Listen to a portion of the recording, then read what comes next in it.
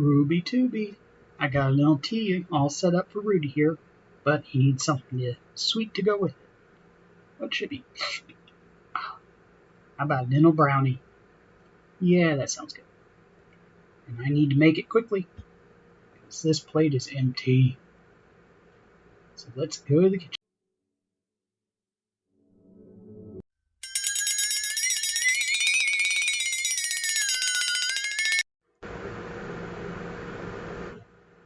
First, I have to put the flour into a bowl. Obviously, you're supposed to do like any other cake or brownie and mix all the dry ingredients. Cocoa powder, quite a bit of cocoa powder, which goes even darker for me because I use dark cocoa powder. And just a bit of baking powder. I had a little trouble getting it out of the can. And now mix them together. And I'm just trying to get any clumps from the flour or the cocoa powder broken up. This would have been easier if I'd used my little whisk instead of the spoon the kit came with.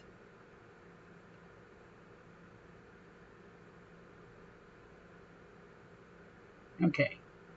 For the wet, I need some oil. I went ahead and measured it out, it was easier. And lots of sugar. Yes, sugar is considered a wet ingredient in baking. I think it's silly. They go because it'll dissolve in liquid. Yeah. But salt's not considered a wet ingredient. And I'm supposed to mix that together and... yeah, that looks like silica gel.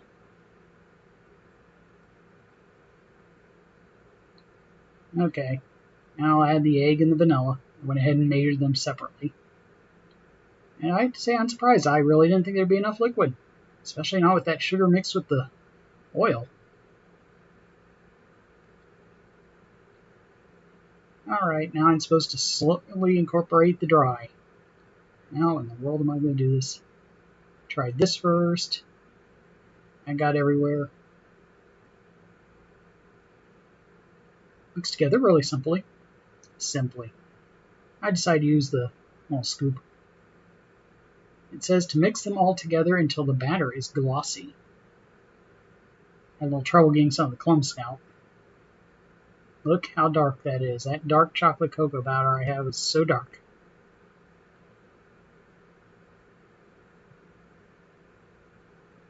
Now this recipe says it makes two.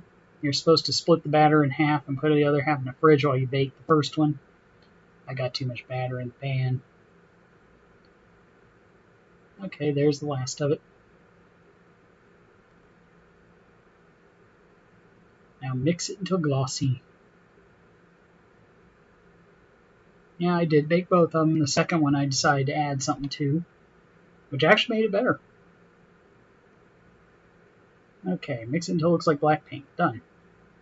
I just put a little foil on the pan just in case. And I used some more of the vegetable oil I used. And now I'm going to try and split this batter in half. I have to admit, I thought I did a good job splitting it. It wasn't until I did the second one I realized how much I put in the first one.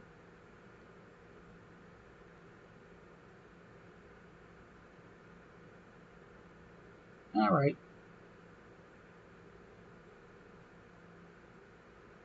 Now into the oven.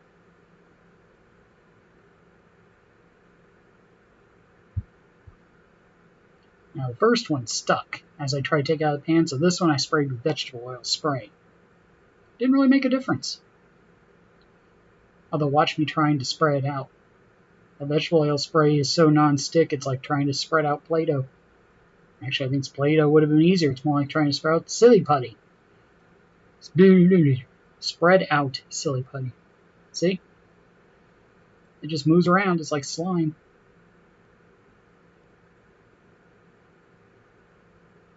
And then I decided to just tap it on the pan. That worked better. Now I'm going to sprinkle mini chocolate chips on it. This is actually better because it took away some of the dark flavor because these are semi-sweet.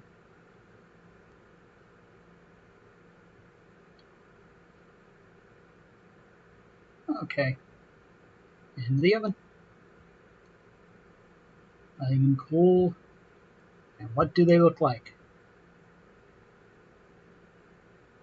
Well, here they are. Yeah, the tops just tore off in the bottom, but the top of them is actually a little more cookie-like. You can see the chocolate chips in the one that look better. Dang, these were good, though. This is probably the best homemade brownie recipe I tried. And it's from a mini baking kit. It's too bad they don't have a site where you can get up full-scale recipes of these. I would try making these.